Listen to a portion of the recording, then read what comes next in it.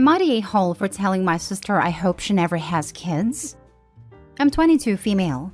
I have 3-year-old twin boys and I had a baby girl not even 2 days ago. My sister Jody is 34 and has been suffering with infertility for the past 10 years as well as repeated miscarriages. I used to feel really bad for her and also a bit guilty as I got pregnant twice while being on contraception. It caused some tension between us when I was pregnant with my twins because she was jealous, and I was already feeling intense guilt. This time around, she wasn't as jealous, but I still felt it was unfair. As my husband and I have decided we are done having kids, I offered to be a surrogate for my sister as soon as I'm cleared after this baby, and she seemed like she was absolutely over the moon with that. In turn, she offered to watch the twins while I was in labor with my new baby, which was a relief on my part.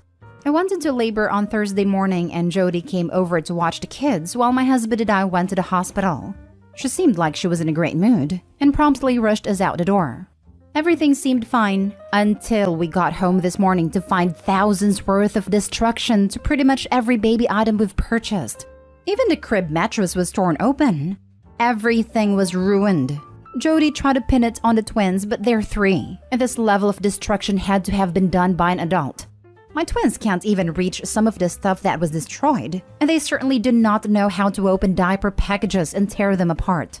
I know kids, especially toddlers, can do a lot of damage in a short time, but I also know my children aren't capable of doing what happened. I told my sister to get the heck out of my home and stay away from me and my family. I got really angry, and I said a lot of stuff I shouldn't have, but one of them was, I hope you never have a child, and if you do, then I'll tell it exactly what you've done to mine. I told her we can't afford to fix the damages caused, but since she still denies it and she won't cough up, I told her because of her the baby doesn't even have a safe space to sleep. My parents caught wind of what I said, and even after I explained the situation, they still think I'm being an a-hole for saying something so vile to my sister after all she's done for us. Obviously, my judgment is clouded, so am I the a-hole? Now for the top comments. Info. Can you tell us more about the damage and why it had to have been done by an adult? Not the a-hole, by the way. Even if it was the toddlers, she should have prevented them, obviously. But I'm just flabbergasted that an adult woman would do this after you offered such a generous favor. A lot of the damage was beyond what my toddlers can do. For a start, the baby monitor was taken off the wall, and to get to that, my husband needed a step ladder. No chair in the world would have made them tall enough to reach it. I mentioned in another comment the entire crib was smashed and mattress cut up. My boys can climb out of cribs, but they cannot climb in. So there's no way they could have gotten the mattress out, and if they did, there's no way it could have gotten cut up. There was also a child-proof handle on the door, and I've tested them countless times and boys don't know how to open it yet. So unless the door was open for them, they couldn't have gotten in. A picture painted for us framed on the wall, again out of reach of the boys. It was smashed. And since they're barefoot 100% of the time at home, one or both would have gotten cut, but neither of them have a scratch anywhere on their body. Lastly, both boys denied it, and I believe them. Not the a-hole. Your sister flew into a jealous rage when faced with all the things she wants and doesn't have. Can you imagine how terrifying that was for your twins? Those poor babies. OP, you need to file a police report for destruction of property and maybe even contact CPS. Your sister is unwell and should not be allowed to provide care to children. You didn't know, but now you do. Never let your sister anywhere near you or your children. Your sister needs mental health services and she's not going to get them if your parents rather pass the blame on to you. Next story. Am I the a-hole for telling my sister the truth about why I moved out the day I turned 18? When I, 23 female, was 10 years old, my parents divorced. My dad was so mean in the way he spoke to my mom. He always made her do all the housework and difficult parenting, but would swoop in to be the fun parent and apologize to my siblings and I for her behavior. If I'm honest, for a while I believed all the things he said about my mom, and I hated her for years. I still feel so guilty about it too. My dad's friend was my mother's boss at the time of their separation. I don't know if my dad got mom fired, but I assume he did because she lost her job the day after she left him. He made more money than she did. His name was on the house, and he knew she didn't have the resources to dispute him in court for very long. So he drew the process out for as long as possible until my mom ended up homeless and living in her car. She lost custody of all 3 of us and had to move to another state to stay with her sister because she couldn't find work here without an address. He cut her off from us and we didn't talk for years. As soon as my mom was gone, my dad began treating me the way he had treated her. It was a total switch from the man I'd grown up with. All of a sudden, it was like he hated me. It took that total 180-degree for me to realize what had happened between him and my mom. I pieced together everything over the next few years, went through some documents from the divorce that confirmed what I suspected. And by the time I was 16, I started saving money to move out as soon as possible. And at midnight on my 18th, I took my things and left. I later reconnected with my mom too. I've done pretty well for myself after leaving. I have a job, an apartment, a baby. I'm happy with my life. My sister contacted me a few days ago. She just turned 18 and she wanted to see me. We met at a park and talked for a while. When she asked me why I left, I tried to lie and come up with better answers, but she kept pressing, so I told her the truth. All of it, not sparing the details. She didn't respond well to it. She told me our dad would have never done those things, that our mom was the problem. She said she didn't believe me about any of it, and then she stormed off. I told our mom what happened, and she said that I shouldn't have told my sister at all. She thinks that it wasn't fair for me to shatter her reality like that, because she's just a kid and our dad is still her hero. I know what it's like to have that reality-shattering moment, and it sucks. But I mean, she asked for the truth. Was I wrong to give it to her? Not day Hall. She insisted that you tell her the real reason why you left. She's technically an adult. She should have expected the answer to be unpleasant, because why would you have left the minute you could otherwise? From what I understand, my dad told her and my younger brother that he and I had a disagreement about something, and the whole thing was just a big misunderstanding. So she wasn't really expecting my actual answer at all. And she just believed that an 18-year-old would leave home because of a simple misunderstanding? Why would her dad, who she thinks is a hero, allow a simple misunderstanding to permanently damage his relationship with his daughter? Honestly, I don't blame her if that's what she really believed. He's incredibly manipulative. There was definitely a time in my life where if he had told me the sky was green, I would have listened.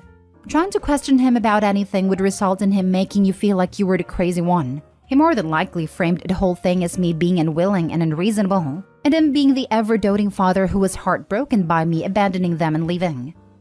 Not Day Hall. It sucks, but you told an 18-year-old, not a 5-year-old. As long as you said factual things that you could share, you did nothing wrong.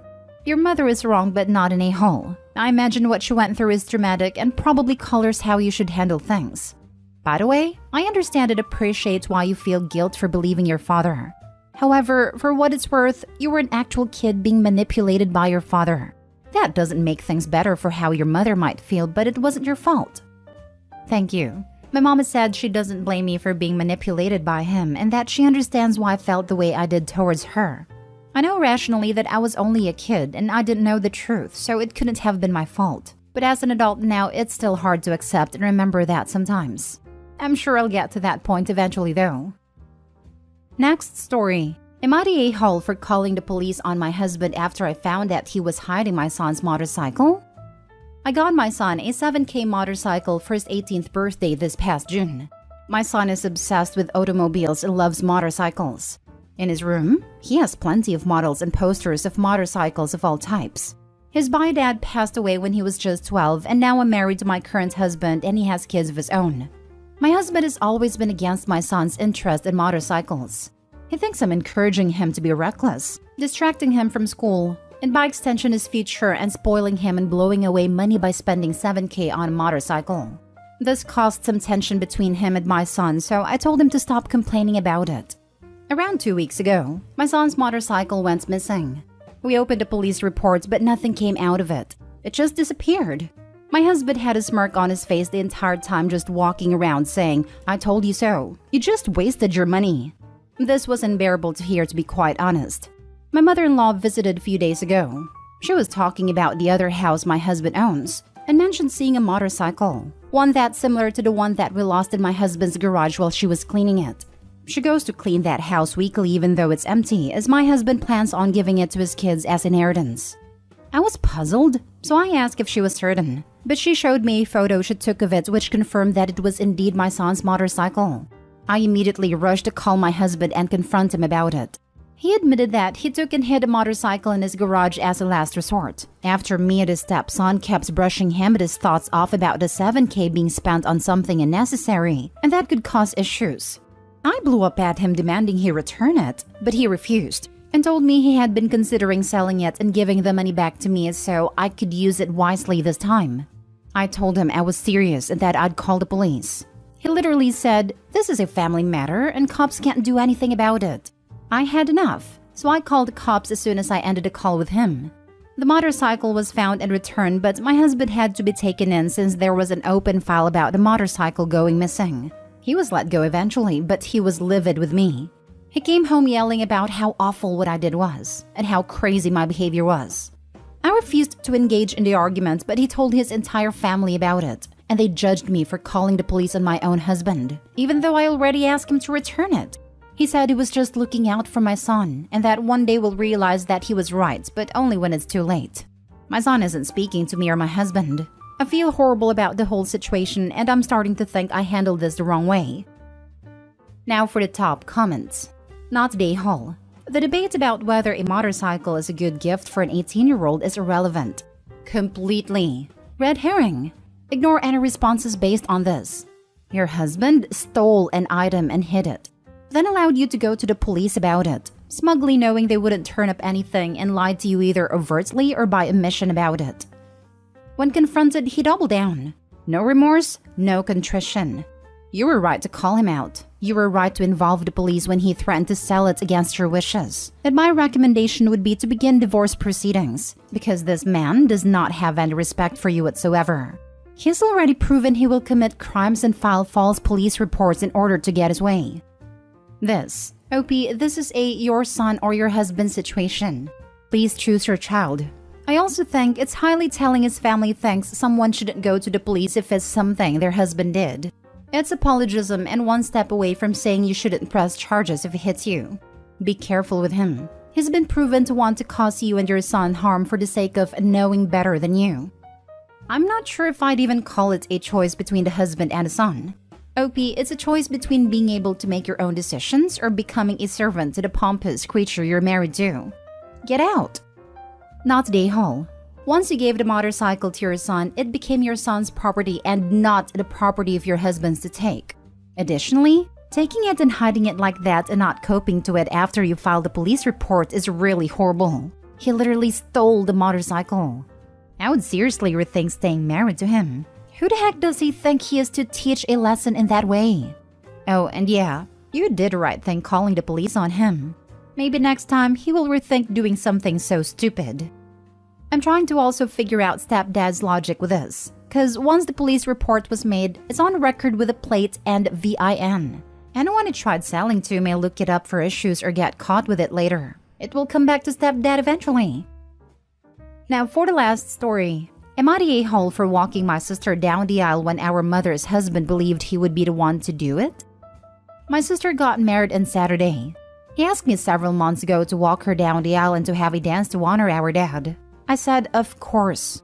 Our dad died when I was 11 and she was 7, and we both have memories of him, and she wanted to honor him and feel connected to him on the day and saw me as the best person for the job. So, I walked her to her husband and danced to the song our dad used to sing to us. Our mother remarried before our dad was a year gone. Her husband has no children and was unable to have kids of his own. So he made a big attempt to take over our dad's place and be regarded as dad, which he wasn't. Despite knowing this and never being asked, he assumed he would be fulfilling father of the bride duties at my sister's wedding. And on the day he learned it was me she asked, he was visibly upset. I had an idea he was expecting it, but said nothing. Neither did she. At the reception, he confronted me and asked why I would do it when he's right there, and how was I more deserving than him, her father figure. I told him it was my sister's choice, and she wanted me so we could honor our dad. He told me he deserved better than to be completely ignored in the wedding, and treated like he was not a parent and not part of our family for the last 15 years. I shrugged, which angered him even more. He and my mom are both furious at me for saying yes when I knew he wanted to do it. Am I the a-hole? Not the a-hole. Why are they even blaming you? It's your sister's wedding and her choice. I'm not suggesting she's an a-hole for asking you to do it at all, but it was her decision. All you did was agree to it. Just a wild guess, but they might have thought that OP saying no would mean mom's husband should have been asked. People like that will always look for someone to blame. My mother always wanted to walk me down the aisle and always said no, that it would be my dad, divorced since I was 6. The day my dad died last year and my little brother and I realized he would never see us married, I was getting married in November. Bro was 25, 11 years younger and my stepmom's and dad's child. So he offered to walk me to represent our father. It was a very special moment between the two of us. When I was planning the wedding, my mom jumped up and down clapping and happy squealing, saying, "Yes, your dad's dead. Now I can walk you down the aisle." She stopped talking to me for 3 months when I told her. It was all about how I didn't respect her. Should have had her even when he was alive. Her. We eloped and my brother was there by my side. You cannot demand a position in someone's life or a wedding. It has to be earned. Opie's parents are just looking at someone to blame and take it out on. Not the a-hole. He doesn't understand that he may be your mom's husband, but he isn't your dad. I also didn't like that stepdad credits himself for being Opie's dad for 15 years, when Opie and sister lost their bio father at 11 and 7. Opie was an adult 7 years later or 6 years after their mom remarried. But stepdad continues to count so he can get more credit than the father that raised the kids from infancy. Those are pretty formative years. In addition to that, many people don't stop needing or getting support from their parents at 18. Dude's not asking for more credit than their bio dad. He's just saying he did his best to step in and fill the role. Over that 15 years, we have no idea how much support and whatnot he's provided. Am I the a-hole for telling my ex's daughter that I am not her aunt or her other mom? I, 34 female, was with Liam, 35 male, for over a decade. Had 2 children with him, and we broke up when I learned he was cheating on me with Ella, 30 female. Ella was pregnant when I learned about their affair, and the two of them were very smug about the fact they were going to start a family with my kids, who were young enough at the time to potentially see Ella as a second mom in their lives. Ella was downright nasty, saying she could provide them so much better because her parents were wealthy and she'd be #1 mom in no time. We ended up getting shared custody of our children and the schedule was week on/week off. X and I had to meet at a neutral location per our custody order to reduce conflict and any problems with the exchange of our children. The judge also ruled that Ella could not be present for exchanges given her alienating language toward me. That was not totally hidden from mine and Liam's children. My ex and Ella got a big shock when her family did not support them, following the realization that she helped him cheat and had gotten pregnant with someone who had a family. So they ended up struggling. Well, I was doing better than ever after making a career shift, I'd wanted to do for a bit before that. They of course realized over time. This was, I think, just after they had their daughter and around the time they got married. Then the name I had heard from their daughter was suddenly changed to my name, and they started being super sycophantic with me and saying how my kids deserved one family unit and how their daughter was named after me, was my kid's little sister, how she needed someone to help support her and give her the life her siblings have, etc. I told them they were crazy and I was not their daughter's anything. They had 2 more girls since then, and apparently they are telling those girls that I'm their aunt and or their other mom, hence the older of the 3 being named after me. The oldest is always trying to seek me out. My ex brings her during exchanges of our kids and she rushes out of the car with my kids. My kids have told me how uncomfortable it makes them because they aren't allowed to correct it. I told my ex he needs to say something and said the same thing to Ella, but they didn't. A few days ago, their oldest sought me out again and asked if she could stay when my kids stay with me and how she's so glad I'm her aunt and her other mom. I told her I wasn't. I said so kindly, but I was also firm that I was not her aunt or her mom in any way. She got upset and ran back to her parents, and then I got dumped on by Ella for breaking her daughter's heart. She said they had only tried to be nice and make the best of the family situation for the kids, and I was the a-hole. I feel kind of bad because the little girl was devastated. At the same time, I don't have any interest in being part of those 3 girls' lives in any kind of way, except for when I see them for my kids. Am I the a-hole? Now for the top comments. She's calling you the a-hole after you broke her daughter's heart, but she did the same for helping a married man with 2 kids cheat with her. Karma did bite them in the butt. Definitely not the a-hole. Not really a-hole comparable, as Opie is just kindly telling the truth now after Ella has been making up lies. Ella's the a-hole to her own girls, just to try to weasel some money out of Opie, never mind all the stuff before. I feel really bad for the kids stuck in this demented situation. How awful to be lied to by your own parents as a way of manipulating others. Right? Like they want to basically force OP into caring for their daughters financially. At least it seems like money is what they are trying to gain based on what OP has written. It's messed up in such a major way. It's not OP who will get hurt by their actions. It's their own daughters who will be hurt. And that isn't on anyone but them. It's not on OP, it's not on the kids, it's on the ex and his wife. Nothing quite like people who think the only way to live is by guilting and shaming those around them in order to manipulate situations/people to get what they want. I wonder how long until the ex cheats on his current wife, and she will get to first-hand experience what they did to OP. I hope that doesn't happen, but it's not like someone who cheated and rubbed it in their ex's face is going to just never pull that crap again. It seems pretty likely he will cheat again. Then when that happens, his current wife will probably want to be all buddy-buddy with OP for support. Wow, not Dae-ho. She's playing the long game of manipulation and hoping you'll just get worn out and go along with it.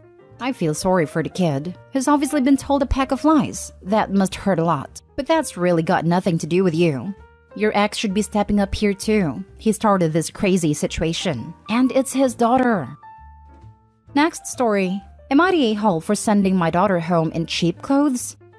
I, 35 male, have a daughter Kiki, 7 female, with my ex-girlfriend Yvonne, 34 female, and have 50-50 shared custody. Every time Yvonne sends Kiki back home to me, she is in dingy old clothes. They are either too small and cut so she can fit them, stained, have holes, too big, not weather appropriate, long sleeves in the summer, etc. And her shoes are always filthy. I know Yvonne makes less money than me, which is why we have an agreed upon amount of money I send her monthly for Kiki's expenses. My wife, Sarah, 30 female, also came up with the idea that I just cover Kiki's childcare/education expenses, since it won't break the bank for us, and that way Yvonne can just use all the money I sent her for Kiki. We didn't want to send Kiki home in the clothes her mom sent her in, so we started sending her home in clothes we purchased, and she would always send her home with the outfit ruined. Sarah's mom bought Kiki some cute new shoes, and Kiki begged to wear them to her mom's. She was sent home in another ragged outfit, with the shoes completely ruined and muddy. Yvonne said they went to the park in them. Sarah was angry, so she went and bought a bunch of clothes from stores like Rainbow, H&M, Walmart, etc., and we sent those over there. So if they're ruined, it will not matter, and she can keep all her nice clothes here. Yvonne called us petty and said keeping tabs on clothes and shopping at cheap stores to send to mommy's house is offensive to Kiki and creating a toxic environment. I just don't want my daughter walking around looking a mess when she doesn't have to. It's embarrassing, and I know it doesn't make Kiki feel good. I feel like keeping all her quality stuff and favorite outfits here preserves them, so she has it. She doesn't know the difference between the clothes' quality and just sees the designs. But guys, am I really being selfish and petty? Am I the a-hole? Not the a-hole. Yvonne, I think, purposely sees to it that the new clothes you send Kiki in are ruined. Now she's mad because you are sending Kiki to her in clothes where it won't matter if they are ruined or not. She's the a-hole. This is why Sarah was so angry about the shoes. She felt it was intentional, but honestly, I don't think that's far-fetched. Yvonne is being petty boots. She is big mad and wants to force you to keep spending money on clothes. She's legitimately trying to punish you for moving on and having a life without her. I have 3 kids, 2 boys and 1 girl. Even when my boys were small and we went to the park or played in the rain, their clothes were still salvageable after a good wash. Here's what's happening. Kiki, Mommy, do you like my new outfit? Me and Daddy and Sarah went shopping and Sarah picked it. Yvonne, yes, sweetie, it's super cute. Do you want to go to the cemetery and dig graves with me? You can roll around in the dirt. We can find some water and make some mud, and you can dance in the mud. When we are done with that, let's go play CSI and cover ourselves in red paint to make a crime scene. This is why Kiki is coming home filthy. Keep her nice clothes at your house and send her to Yvonne's house in Couture from Target. Start keeping a photographic record of your kid when she arrives. If you're giving money for her needs, there's no reason for her to be ragged and dirty all the time. There may be misuse of the money you send, as well as neglect involved. Keep your daughter safe, man. Thank you. I have been keeping pictures and we brought this up before in court. I'm hoping we don't have to go back, but gotta do what you gotta do. Does your ex have proper laundry facilities available to her? Is it possible that she does not have access to laundry in home or the money to go to a laundromat? She has a laundromat in her building, I believe. My daughter has mentioned putting quarters in the machine at mommy's house, but if that was the case, then I feel like she would have brought that up in one of our many discussions about this. Next story is titled, "Am I the a-hole for telling a parent that if they want their kid included in everything, they need to be taught better manners?" I have an 8-year-old son and he has a group of friends he's known since his preschool days. There's 4 of them total. This post is about one of the boys, EJ. EJ has always been a sweet enough kid, but something that always bothered us but got worse is he would want more food than he could handle, but also wouldn't take well being asked to wait and see how he does with a smaller portion first. Examples. I took my son and his friends to see a movie and it was a little later in the day, so we went to McDonald's after, which isn't uncommon. And while there, he wanted burger, fries, nuggets, ice cream, and another dessert. I asked him to pick the 2 food stuff he wanted most, and we would get him more if he was still hungry, and desserts would come after regardless. He was like, "No way. I always eat more than that." I didn't want to come down on a kid who wasn't mine, so I was like, okay. He ate less than half the food overall. Another time my husband was home with the kids, he ordered food to our house. EJ wanted a medium pizza and a chicken bite box, which is a lot of food. But my husband kinda shrugged and bought it for him. One of the other kids asked if he could eat some since EJ wasn't eating much, and EJ said no. And by the time he left, it was gone so cold, and again there was about half of it just left there, with the bites taken out of some stuff and left there. Last example is the time I had EJ after school one Friday, because his parents needed to go someplace. We went grocery shopping and I had mentioned we had food at home. EJ begged and pleaded for burgers. And against my better judgment, I did take him, and this time I was firmer with not ordering too much. And I had raised this issue with his parents before. He got so mad because he couldn't order the 3 deluxe burgers and fries. Like he was saying yes, telling me he was allowed to eat like that. I brought up him not being able to finish, and he said he can. He sulked the whole time, and then his parents were mad that I didn't feed their kid enough. So, I no longer allow him to come if the thing is going to end in us getting food, because it's money we are throwing away. The other parents in the friend group have had the exact same problem. EJ's parents realized EJ was included less and brought it up to me. I explained the issue. They said I was being an a-hole to a kid. I told them if they want their kid included in everything, then they need to teach him manners around spending other people's money. Or they could send money with him. And if they want to waste it, that's fine by me. But I pointed out that it's expensive to throw away huge amounts of food. It's not something they were never made aware of. But I know it's probably is hard on EJ if he knows about it, even if he is included to a degree still. I don't know. This has just brought more bad blood and I don't feel the best about it. Am I the a-hole? Now for the top comments. Not the a-hole, and you're absolutely right. His parents should be sending him with money for these outings. Never in my life as a child was I sent with someone else's parent and not sent with money to pay for food or activities. And if the other parent had offered to pay for me, I was certain to only order what I knew I could eat. And I definitely had manners because my parents did not play that game. Bottom line, if they want their child included, they should teach him how to act and order accordingly. We take my nephew/nieces out sometimes, and I wish there was a menu that didn't list prices every time. They're so polite that they look at the cheapest options versus what they'd really like to eat. I'm wise to that now and convince them to enjoy the treat. I'm lucky. It sounds like EJ might have an issue like food insecurity at home. Over-ordering food and hoarding, the refusal to share, can be signs of something like that. I would try to be more understanding of him. Maybe order in advance or make mobile orders so that you are just picking up food for the group of kiddos and reassure EJ that if he is still hungry, he can have more.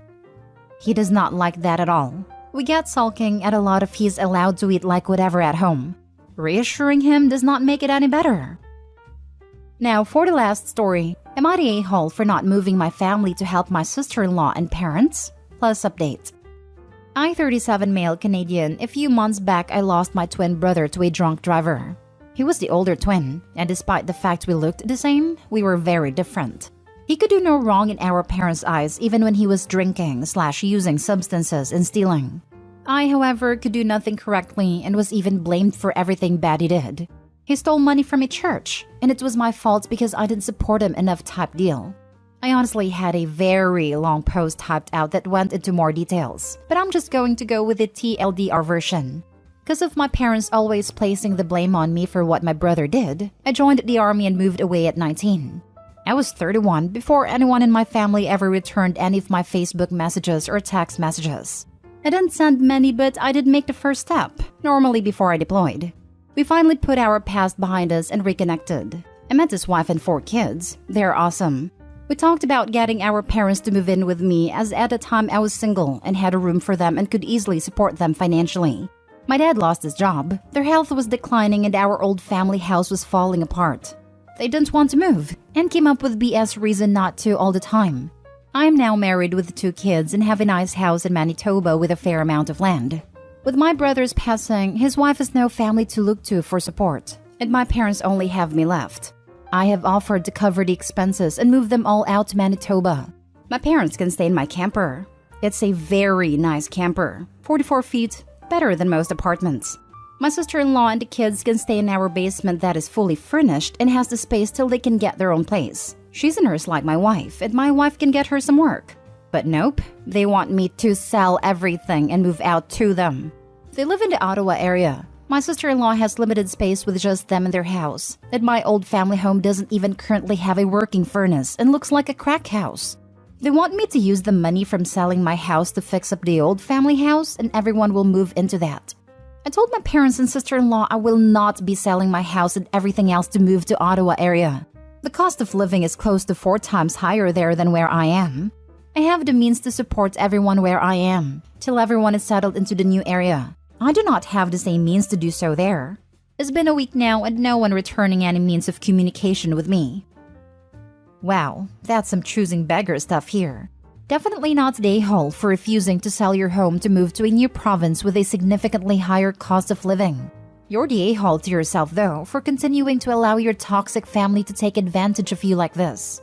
I totally get it, though. Family and all, and a desire for them to care about you the way you should be. But don't set yourself on fire to keep other people warm. Precisely. When someone shows you who they are, believe them. Your parents have been awful to you from the start. Apparently, your sister-in-law jumped on the bandwagon. I know it hurts, but you have to accept that they don't want the best for you and let them go. OP, I'm very sorry. Your parents have shown by word and deed that they do not care about you.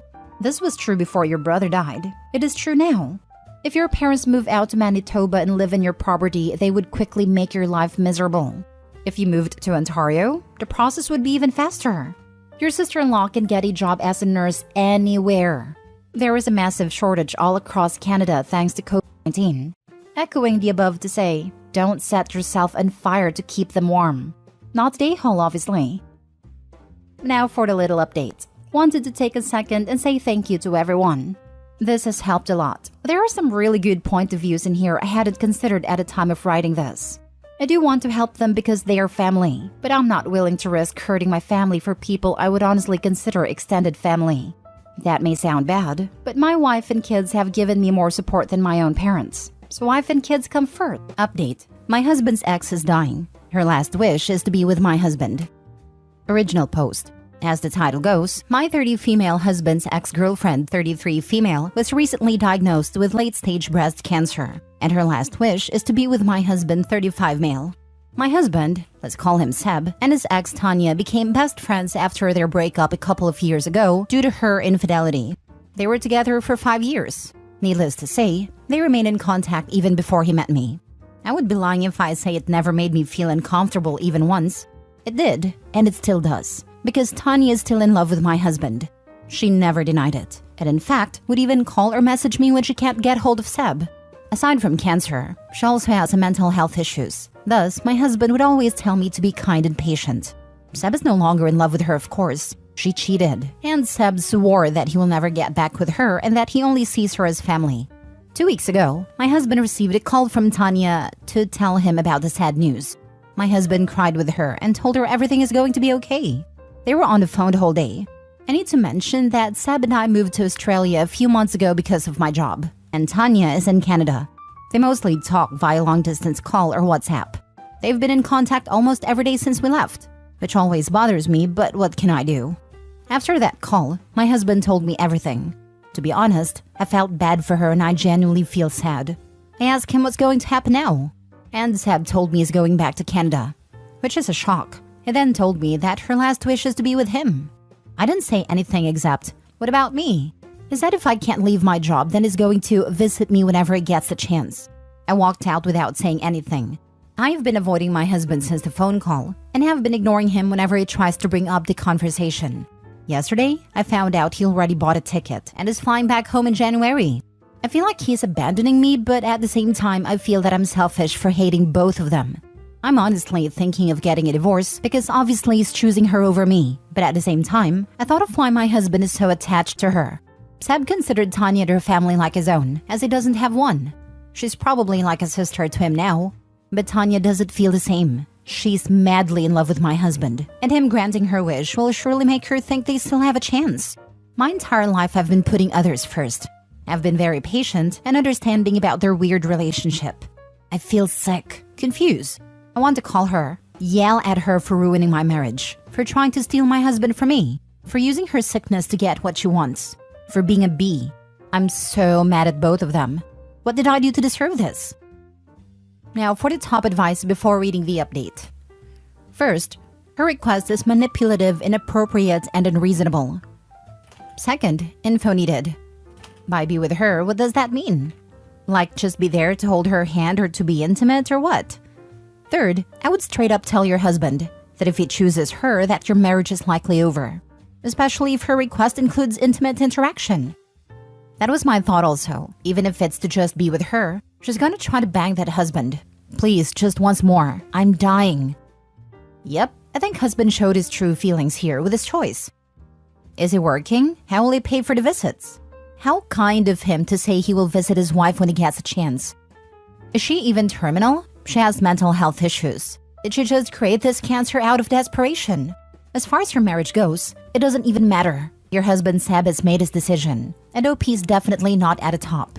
She was a placeholder, while Seb's sensitive feelings for healing from old girlfriend cheating. OP, it's time for divorce, unless you can accept what you know. Seb needs to get his priorities in order, and sadly for OP, he seems to have shown his hand. A year from now, we will be reading about the great Canadian miracle. Yeah, I'm totally on train BS with her terminal cancer. I think it's a ploy to win him back, and all of a sudden she's cured. I'm sorry that happens to you. To be honest, he's shown you who his priority is now. I understand that Tanya's dying, but deciding that he will leave and come visit you, his wife, while taking care of his cheating ex-girlfriend in a different country? That's too much for me. Not to mention he bought the plane tickets without discussing it with you. Sure, you've ignored him, but his decision to go back without talking it out with you is the cause of this problem. Who in their right mind would ask a married man to care for her just because she's dying? I noticed that you said Tanya's his only family, but you're his family too. This is pretty much it.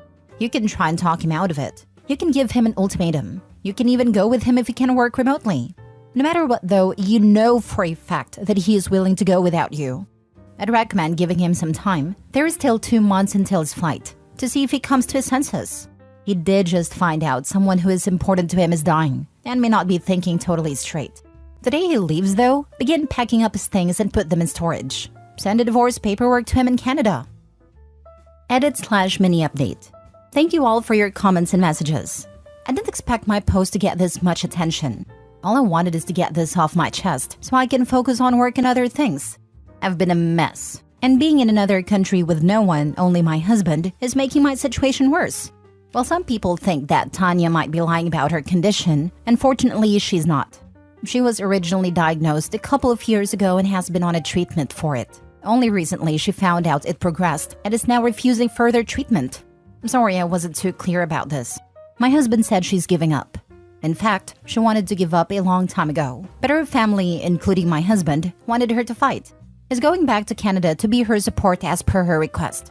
Seb did suggest that I go back home with him, but my job here in Australia is a dream come true for me and I can't just abandon it, especially not for her. I know that divorce is the wise decision here. My husband obviously can't let go of her, and we can't build a life together if he has a baggage.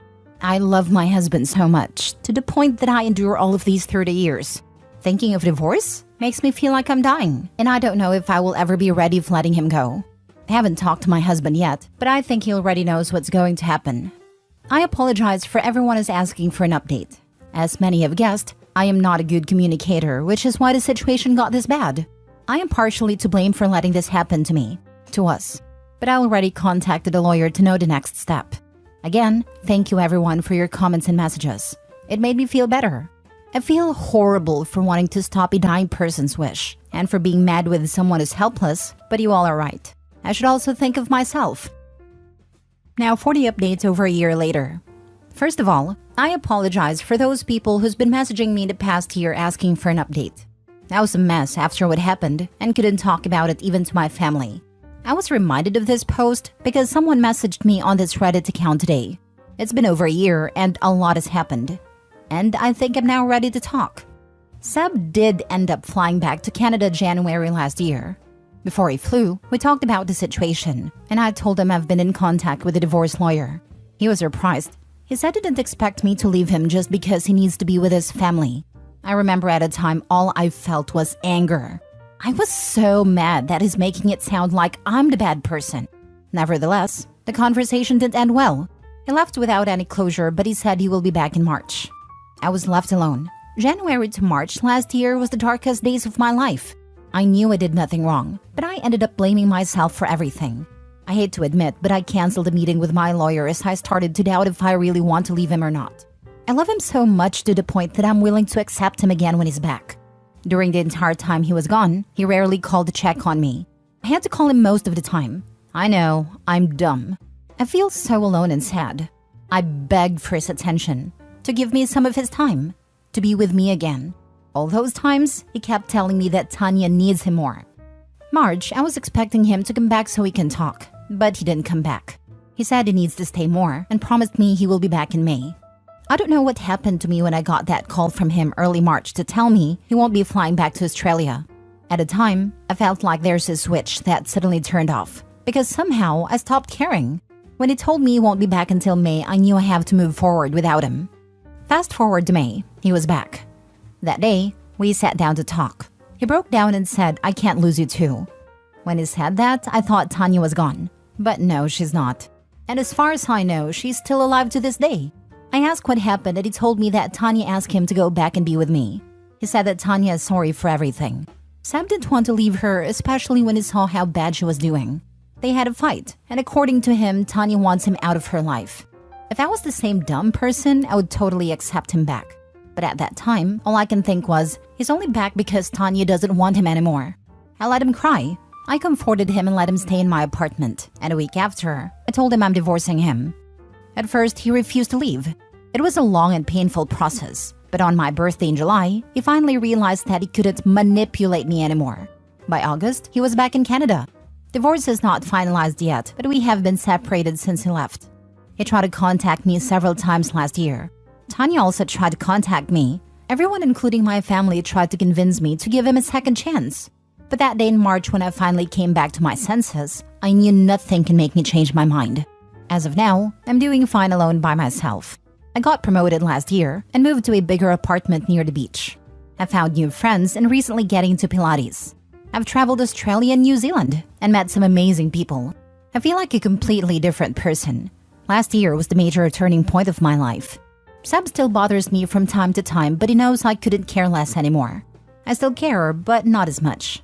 I've been told by our common friends that he's not doing well. He became an alcoholic and couldn't get a job because of it. He's mostly couch surfing because Tanya doesn't want him to live with her. Lol, that witch. Thank you so much, Reddit, for taking the time reading this in my post last year. Your advice means a lot to me. For those people who are in the same situation as me, please know that everything is going to be better. I thought I can't get through this. There are times I thought of taking my own life. It was hard, but I promise you it will be better. You'd be surprised how strong you are and how amazing life can be. What a wild read. I'm sorry that it took Tanya rejecting your ex to realize that he's losing you too. I remember reading your story and getting so mad for you. You deserve someone who prioritizes you and doesn't leave you hanging for months. I'm glad you're doing okay now. You are so strong. From a sincere Reddit stranger, I'm proud of you and how well you handled the situation. I'm wishing the best for you, OP. Congrats on a new life. I second your sentence saying OP is strong. OP, you might feel like you were weak when you were going through the worst period of your life last year, but you were just being human wanting to be with your husband who you married. I have no words for the pathetic human that is your ex.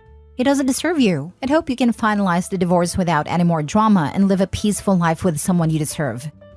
I always thought she lied about the severity of her condition. I'm so glad you found your worth. I suspect she's ill, but not terminally ill. It's as if her doctor said, you will suffer migraines and cluster headaches for the rest of your life. And she said, the doctor said I have a brain tumor and I'm going to die. Agree. I honestly think he heard she was ill, blew it out of proportion to his wife because he thought he could have them both.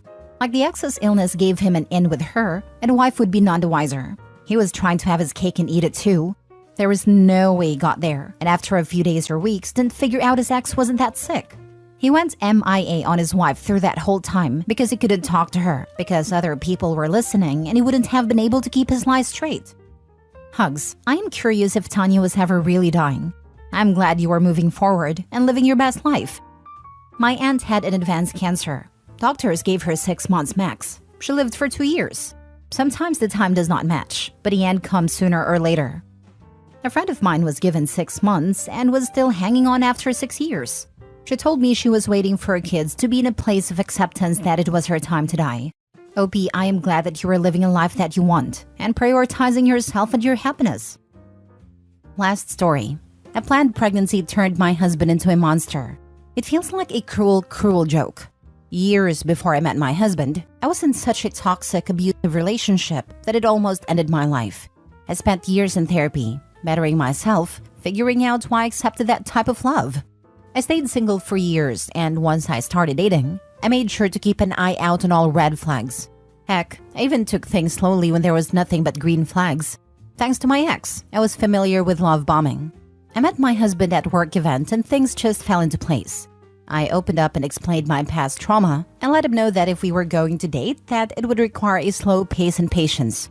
I won't say that he was perfect, but he was always kind, compassionate, and cared. We dated for about 5 years, engaged for 1, and married for a little over 3 years now. We recently bought our second home together. We both got promotions at work, so we sat down and talked about kids. He wanted a big family, and I only wanted 1 or 2. We agreed on 2, and we started trying. I didn't take long, and here I am 6 months pregnant. Still working, have swollen ankles and a back that won't stop aching. Other than that, I've been very happy and have what I thought was a supportive husband. 3 weeks ago, I found out that he was having an emotional affair and honestly probably a physical one. When confronted with the evidence, he admitted to not being attracted to me while pregnant. I'm wrecked. I haven't gained a necessary weight. I still take care of myself, even with a morning sickness that hasn't gone away. He's not sorry about it, but told me that I was being overdramatic when I cried. He's staying with his family until he can find a home to rent. He doesn't want to get a divorce. He's saying after the pregnancy is over, we can go to therapy and fix things. I don't want to. I cannot physically look this man in the eye anymore without feeling disgust. I have a text from him saying that he's my only option because no man wants to date a single mom. I'll be talking to a lawyer and figuring out how to divorce him. I just wanted to vent into the void today. For now, I'm going to DoorDash for some nuggets and a Frosty from Wendy's and be okay if I gain 5 pounds from it. Thanks for listening/reading. Now for the top comments. I swear these guys deserve an Oscar for hiding their true selves for so long. I would go as no contact as you can, if possible. Stay strong.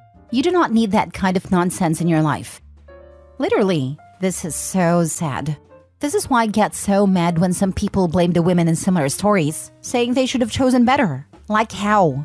She was misled/manipulated into thinking this was the best choice. I wish the best for OP. I like to think I am pretty switched on. I own my own house, etc. I'm not dependent on anyone. But I managed to get into 2 consecutive relationships with horrible control freaks with serious issues.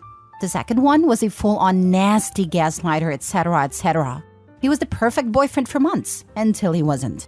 Then he was very difficult to get away from. It took me 2 years. I didn't turn him into one. He was already one, and manipulated the situation until he thought you were trapped. The fact that he thinks he can just drop out while she deals with pregnancy and birth, and then just pick back up afterwards, tells me you're 100% correct here. And he wanted what? A football team? Was he gonna step out every single pregnancy? Delusional. Guy's a downright manipulative jerk. He's feeding you lies of manipulation and putting blame on you being pregnant. You can do better and deserve better. He is not your only option. Love yourself and your child. Get out now and safely to have a healthy and happy relationship with your child.